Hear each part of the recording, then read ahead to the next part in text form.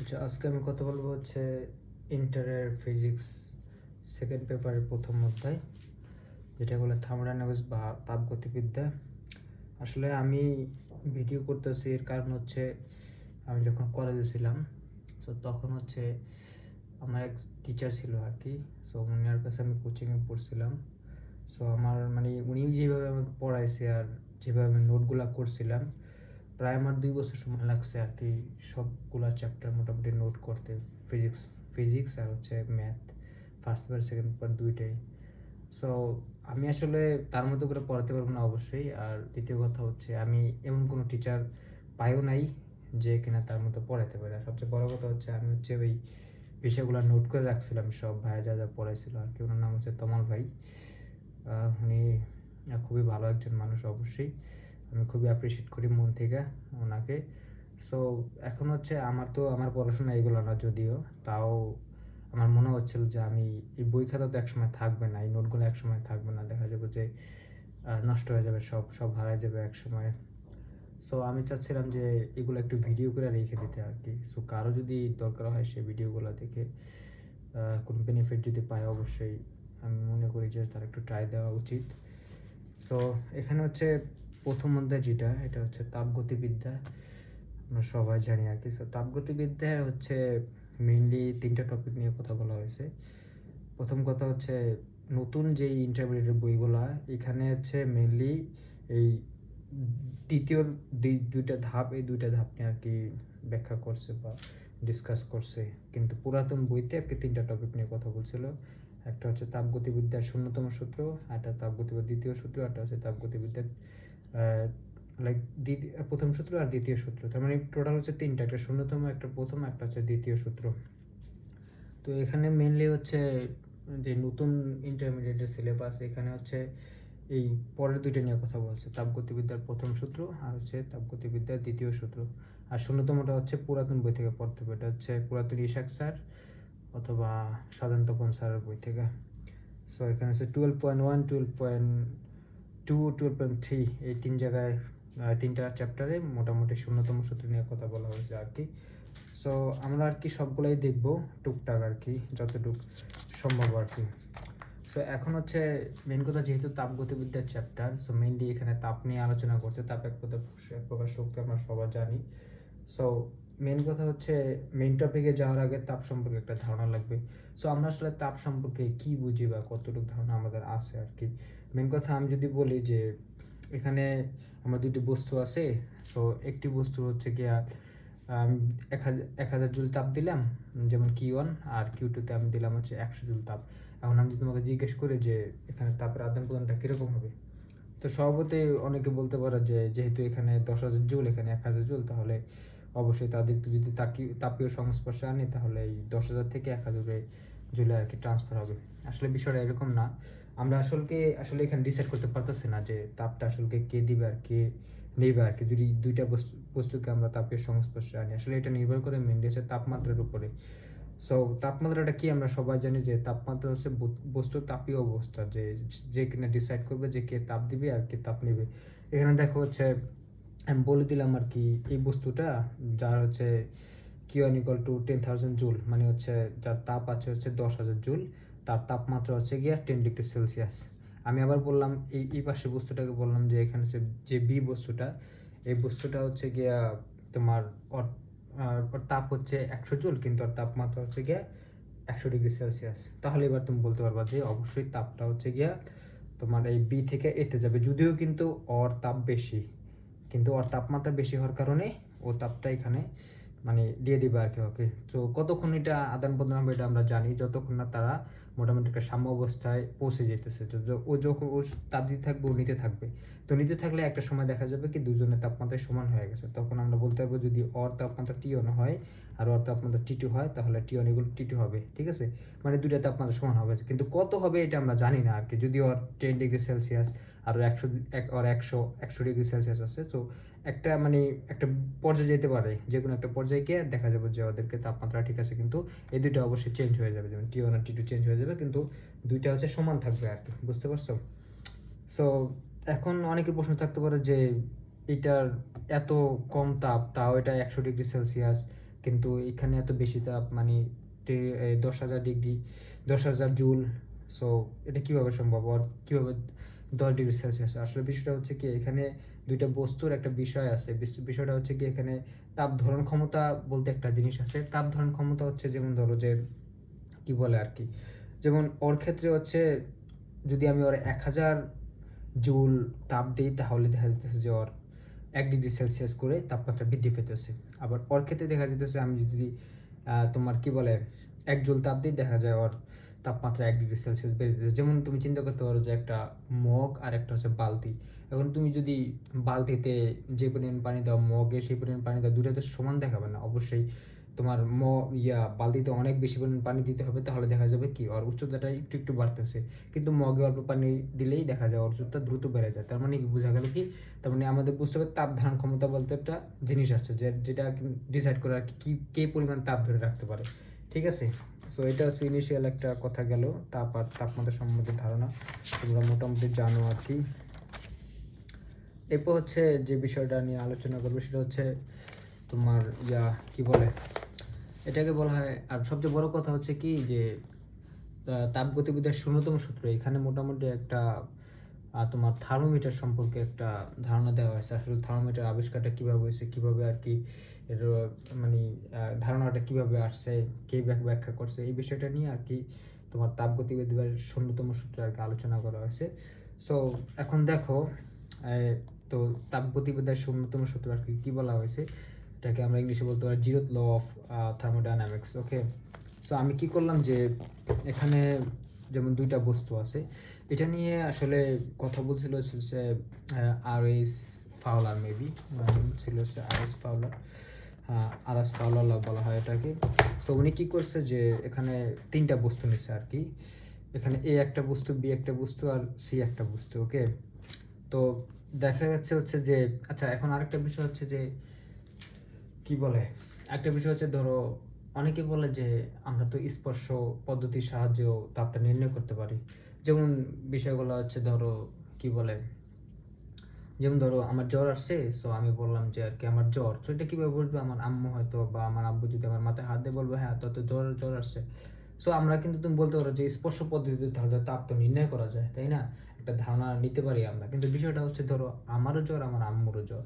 আমার জ্বর 101 degree Celsius, আর আমার আম্মুর জ্বর 103 ডিগ্রি সেলসিয়াস। তার মানে যদি আমার আম্মু আমার জ্বর মাপতে চায়, সে কী বলবে, তুই তো ঠান্ডা, তাই না? আবার আমি আম্মুকে ধরলে বলবো যে হ্যাঁ তোমার জ্বর। কিন্তু এখানে কিন্তু আমরা নির্দিষ্ট জিনিসটা বুঝতে পারতেছি না। হয়তো যার জ্বর নাই সেই ধরলে বুঝতে পারবে, এই একটা সমস্যা। আরেকটা সমস্যা আছে, যেমন ধরো হচ্ছে আমি কি বললাম যে আমি কি করলাম যে দুইটা মগ নিলাম, একটা বালতি নিলাম। সো দুইটা মগের ভিতরে এক মগে আমি গরম পানি রাখলাম, আরেকটা মগে ঠান্ডা পানি রাখলাম, আর আরেকটা মগে হচ্ছে নর্মাল, আর বালতিতে আমি নর্মাল পানি রাখলাম। এখন আমি যদি আমার দুইটা হাত দুইটা মগে ভিজায় রাখি, ডান পাশে যদি আমার গরম পানি থাকে, বাম পাশে ঠান্ডা পানি থাকে, আর আমি রাখলাম বালতি নর্মাল পানির সামনে, তেমনি কিছুক্ষণ ভিজায় রাখার পর যদি আমি ডান হাতটা আমি বালতিতে দিই, তাহলে আমি কি বলবো যে পানিটা ঠান্ডা, তাই না? কারণ আমার হাত অলরেডি গরম হয়েছিল। আর বাম পাশে যেহেতু আমার ঠান্ডার ভেতরে ভিজা ছিল, তখন আমি যদি বালতিতে হাত দিই, তাহলে আমি কি বলবো যে এই পানি তো গরম। তার মানে কি আমরা ডিসাইড করতে পারতেছি না। আরেকটা সমস্যা হচ্ছে তোমার ধরো কি বলে স্পর্শ পদ্ধতিতে আরেকটা সমস্যা হচ্ছে, যেমন ধরো তুমি যদি একটা রডকে হাত দাও নর্মালি, মানে কক্ষ তাপমাত্রায়, তুমি কি বলবা এটা অবশ্যই ঠান্ডা ঠান্ডা লাগতেছে।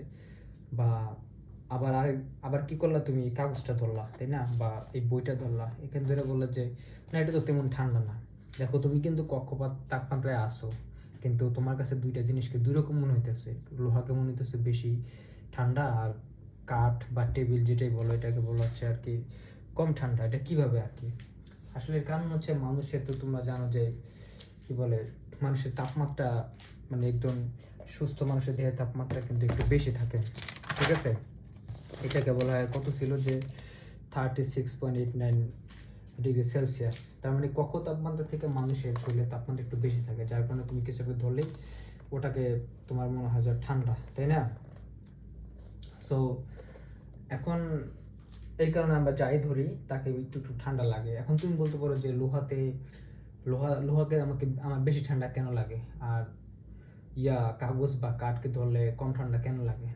এখন এই বিষয়টা বুঝতে হলে তোমার একটা কারণ আছে। কারণ হচ্ছে গিয়া এই লোহা একই তাপমাত্রা আছে, কিন্তু তোমার কাছে মনে হচ্ছে দুই রকম, ওদের তো একরকম মনে হওয়ার কথা, তাই না? এর একটা কারণ হচ্ছে গিয়া তাপ পরিবাহিতা বলতে একটা জিনিস আছে, তাই না? এখন তাপ পরিবাহিতা লোহার আর হচ্ছে তোমার কাগজের বা কাঠের সেম না আর কি। লোহা ইস্পাতের তাপ পরিবাহিতা অনেক বেশি। আমি কিন্তু একটু আগে বলছি তাপ ধারণ ক্ষমতা, ওইটা একটা জিনিস, তাপ পরিবাহিতা আর একটা জিনিস। আবার যেমন কাঠ বা কাগজের দেখা যায় তাপ পরিবাহিতা কম। এখন আমরা কিন্তু একটা জিনিস জানতাম যে তাপের যে পরিবহন এটা কিন্তু তিনভাবে হয়। যেমন আমরা পড়েছিলাম কি বলে, পরিবহন, পরিচালন আর বিকিরণ। পরিবহনটা মেনলি হয় হচ্ছে তোমার কঠিন বস্তুতে, আর পরিচালনটা হয় তোমার গ্যাসীয় বা তরলে, আর হচ্ছে বিকিরণ সব জায়গায় হয় আর কি। সো মেন কথা, যেহেতু লোহা হচ্ছে গিয়া একটা কঠিন বস্তু, অবশ্যই লোহাতে তোমার পরিবহন হবে। তো দেখা যায় যে তুমি যখন লোহাকে ধরো তখন তোমার যেহেতু তাপমাত্রা বেশি, যার কারণে লোহাটা খুব দ্রুত আর কি তোমার থেকে তাপটা নিয়ে নেয় আর কি, যে কারণে তোমার লোহাকে মনে হয় ঠান্ডা। তার মানে ওর হচ্ছে তাপের পরিবাহিতা অনেক বেশি, কারণ ও হচ্ছে গিয়ে তোমার পরিবহন প্রক্রিয়া দ্রুত তোমার থেকে তাপ নেয় যায়, যার কারণে ওকে বেশি ঠান্ডা লাগে। অন্যদিকে তুমি যখন কাগজ ধরো বা ধরো, ওরাও ঠিক আছে, ওরাও তোমার কি বলে পরিবহন প্রক্রিয়ায় নেয়, কিন্তু ওদের হচ্ছে তোমার তাপের পরিবাহিতাটা কম আর কি। তার মানে তুমি যখন ধরো তখন অনেক ধীরে ধীরে ও তোমার থেকে তাপ নেয়, যার কারণে ওকে বেশি ঠান্ডা লাগে না আর কি। বুঝতে পারছো? সো এই ছোট ছোট বেসিকগুলো আর কি একটু মনে রাখার চেষ্টা করো। তাহলে এখন দেখো, আমি যেটা বলতেছিলাম, তো নিউ টপিকটা হচ্ছে গিয়ে তোমার তাপ গতিবিদ্যার শূন্যতম সূত্র, মানে মেইন টপিক এটা আর কি। সো আমি একটা এক্সাম্পল দেওয়ার জন্য আমি তিনটা প্রশ্ন নিয়েছি এখানে, কিভাবে আর কি শূন্যতম সূত্রে তোমার থার্মোমিটার ধারণাটা আসছিল সেটাই আর কি বোঝার চেষ্টা করবো। প্রথম কথা হচ্ছে আমি কি বললাম যে তিনটা বস্তু নিলাম, একটা আর সি একটা, এ বি আর সি। এখন কথা হচ্ছে আমি কি করলাম, এখানে একটা দেয়াল দিয়ে দিচ্ছি চারপাশে, এটাকে বলা হয় তাপ কুপরিবাহী দেয়াল। তাপ কুপরিবাহী বললে হচ্ছে মানে এর ভেতর দিয়ে তাপের আদান প্রদান হবে না আর কি। কারণ দেখো, এখানে যদি তাপের আদান প্রদান হয়ে যায় তাহলে মানে আমরা আসলে ক্যালকুলেশন করতে পারবো না। আর বাইরে হচ্ছে আমার পরিবেশ, ঠিক আছে? এখন পরিবেশ বলতে আসলে কি বোঝায়? তোমরা তো জানো যে যদি আমার তাপের আদান প্রদান পরিবেশের সাথে হয়ে যায় তাহলে তাপটা হারাই যাবো, আমি তাপ কখনো আর কি ধরতে পারবো না। বিশেষ করে পরিবেশ হচ্ছে অসীম তাপ ধারণ ক্ষমতা সম্পন্ন একটা জিনিস আর কি। বুঝতে পারো, তুমি পরিবেশকে যতই তাপ দাও না কেন, পরিবেশের তাপমাত্রা তুমি বাড়াতে পারবে না আসলে, সত্যি কথা বলতে আর কি। যেমন ধরো আমি কি করলাম, 100 ডিগ্রি সেলসিয়াসের এক কাপ চা নিলাম। সো তুমি বলতে পারবো না যে আমি 100 ডিগ্রি সেলসিয়াস চা নিয়েছি, সো আমার চা থেকে আর কি 30 ডিগ্রি সেলসিয়াসের পরিবেশে আমার তাপ চলে যেতেছে, যার কারণে আমার চাটা ঠান্ডা হয়ে যেতেছে। হ্যাঁ, এটা ঠিক আছে, কিন্তু ওই 100 ডিগ্রি চা দিয়ে তুমি 30 ডিগ্রি থেকে 31 32 বানিয়ে দিতে পারবো না পরিবেশের, কারণ পরিবেশ হচ্ছে অসীম আর কি, অসীম তাপ ধারণ সম্পূর্ণ একটা জিনিস আর কি। আর আরেকটা বিষয়, যেমন আবার বলতে পারো যে মোমবাতির ক্ষেত্রে, হ্যাঁ দেখা যায় শীতকালে মোমবাতি, আমি বিশেষ করে আর কি যে শীতকালে মোমবাতি জ্বালাই ওই পাশে গিয়ে আর কি হাত দিতাম, মনে হতো যে একটু গরম গরম লাগতেছে। হ্যাঁ ওটা লাগে আর কি, কিন্তু মানে মনে হইতে পারে যে আমার তো পরিবেশের মানে পরিবেশটা আর কি একটু গরম হয়ে গেছে, আসলে বিষয়টা এরকম না। কারণ মোমের যত তুমি কাছে যাও মনে হয় যে হ্যাঁ একটু গরম গরম, হ্যাঁ ঠিক আছে। এর কারণ হচ্ছে ওখানে হচ্ছে পরিচলন প্রক্রিয়াটা চলতে থাকে। পরিচলন প্রক্রিয়া মানে হচ্ছে তোমার গরম তাপটা উপরের দিকে চলে আসে আর ঠান্ডাটা নিচের দিকে চলে যায়, কিন্তু যখন এটা সরায় যায় পরিবেশে তখন আবার এটা বিলীন হয়ে যায় আর কি, ইংলিশে বলে ফেড আওয়ে আর কি। সো যাই হোক, তার মানে আমার হচ্ছে পরিবেশটা বুঝতে হবে, পরিবেশে তুমি যতই তাপ দাও বা নেও না কেন, এটা হচ্ছে ইনফিনিটি সংখ্যক আর কি। যেমন তুমি সাগরে এক বালতি পানি দিয়া বলতে পারবো না যে আমি সাগরের উচ্চতা বাড়াই দিচ্ছি, বিষয়টা আসলে এরকম।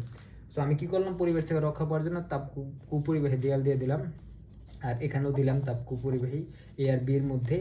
তবে এইখানে আবার দুটা দেয়াল দিছি, এটাকে বলা হয় তাপ সুপরিবাহী দেয়াল। সুপরিবাহীর ক্ষেত্রে কি তুমি তাপের আদান প্রদান করতে পারবা, আর কুপরিবাহীতে তাপের আদান প্রদান করতে পারবা না। এখন আমি কি বললাম যে এখানে মানে ফাউলার যে তোমার জিরোথ ল অফ থার্মোডাইনামিক্সের সূত্রটা দিছে, উনি বলছে কি যদি দুইটা বস্তু, মানে আমি এক কথায় বললে দুইটা বস্তু যদি পরস্পরের সাথে মানে দুইটা বস্তু যদি তৃতীয় কোনো বস্তুর সংস্পর্শে মানে আসলে যদি তারা তৃতীয় বস্তুর সাথে আর কি সাম্যাবস্থায় থাকে, তাহলে প্রথম দুইটা বস্তু হচ্ছে পরস্পরের সাথে তোমার সাম্যাবস্থায় থাকবে আর কি। তার মানে উনি বলছে যে যদি, এখানে আমি একটু লিখে দিচ্ছি আর কি, এই যে যদি উনি বলছে যে যদি দুটি বস্তু তৃতীয় কোনো বস্তুর সাথে তাপীয় সাম্যাবস্থায় থাকে, তাহলে প্রথমত বস্তু দুইটি পরস্পরের সাথে তাপীয় সাম্যাবস্থায় থাকবে আর কি। মানে এ আর সি বস্তু যদি তাপীয় সাম্য অবস্থায় থাকে পরস্পরের সাথে, এবং বি এবং সি বস্তু যদি তাপীয় সাম্য অবস্থায় থাকে, তাহলে এ আর বি ওরা পরস্পরের সাথে তাপীয় সাম্য অবস্থায় আছে আর কি। ঠিক আছে, এই উনি বোঝানোর চেষ্টা করছে আর কি, এটাই বলছে আর কি সংক্ষেপে যদি বুঝো। যেমন উনি বলছে যে এখানে এ বস্তুর জন্য আমি বললাম কি এ আর সি এর বস্তুর জন্য এর হচ্ছে গিয়া তোমার তাপমাত্রা হচ্ছে গিয়া থিটা এ, আর সি এর হচ্ছে গিয়া থিটা সি, সি বস্তুর, আর বি আর সির ক্ষেত্রে বি এর হচ্ছে গিয়া থিটা বি, আর সি এর হচ্ছে গিয়া থিটা সি তাপমাত্রা। কিন্তু উনি বলছে যে যদি theta A equal to theta C হয়, মানে হচ্ছে এর এর যে তাপমাত্রা আর সি এর তাপমাত্রা যদি সমান হয়, আবার বলছে যে যদি বি এর তাপমাত্রা আর সি এর তাপমাত্রা যদি সমান হয়, তাহলে এ আর বিটা সমান হবে, মানে এ আর এ এর তাপমাত্রা আর বি এর তাপমাত্রা কি সমান হবে। এটাকে বলছে উনি হচ্ছে আর এস ফাউলার ল আর কি। তার মানে আমরা ইকুয়েশনের সাথে বুঝতে পারি যে ইকুয়েশন 1 আর ইকুয়েশন 2 কে যদি সমাধান করি তাহলে কি হয়, A theta A equal to theta B হবে। এখন কথা হচ্ছে আমার তৃতীয় যে বস্তুটা, মানে দুইটা বস্তুকে যদি তৃতীয় বস্তুর সাথে তাপীয় সমবস্তু থাকে, তো এই তৃতীয় যে বস্তুটা, এই তৃতীয় বস্তুটাকে উনি বলছে আর কি থার্মোমিটার আর কি, বুঝতে পারছো? সো উনি এখান থেকে একটা থার্মোমিটার ধারণা দিচ্ছে আর কি, যে কিভাবে থার্মোমিটারটা আসলো, মানে দুইটা বস্তু নিয়েছে, তো দুইটা বস্তুর সাথে থার্মোমিটার যদি সাম্য অবস্থায় থাকে, তার মানে কি প্রথম দুইটা বস্তু পরস্পরের সাথে তাপীয় সাম্য অবস্থায় থাকবে আর কি। এই কথাটা একটু না বোঝানোর চেষ্টা করছে আর কি। সো এখানে প্র্যাকটিক্যালে দেখলে এই যে দেখতে পারো আর কি, এখানে আমি দুইটা পানি নিয়েছি, আমি জানি না এই দুইটা পানির আর কি তাপমাত্রা কত আর কি। সো আমি কি করলাম, একটা থার্মোমিটার নিয়ে প্রথম ক্ষেত্রে আর কি করলাম, প্রথম এই বস্তুতে আর কি পানির ভিতরে আর কি চুবানি দিলাম আর কি ঝাঁকায়। সো দেখা যায় থার্মোমিটারের ভিতরে যে পারদ আছে বা অ্যালকোহল আছে, এটা উঠতে থাকবে যতক্ষণ না এই এর তাপমাত্রা আর এই থার্মোমিটারের তাপমাত্রা সমান না হয়। সো আমার ধরো এখানে 60°C শো করলো, আমার এখানে পানি আছে 60°C। আবার আমি কি করলাম, এটা উঠাইয়া থার্মোমিটার উঠে ঝাঁকায় আবার বিতে আবার প্রবেশ করলাম। তার মানে কি, বিতে প্রবেশ করলে দেখা গেল যে বির তাপমাত্রা যদি 60°C দেখায়, তাহলে আমি বলতে পারবো কি যে এই থার্মোমিটারটা ওর সাথেও কি তাপীয় সাম্যাবস্থা আছে, বি এর সাথেও তাপীয় সাম্যাবস্থা আছে।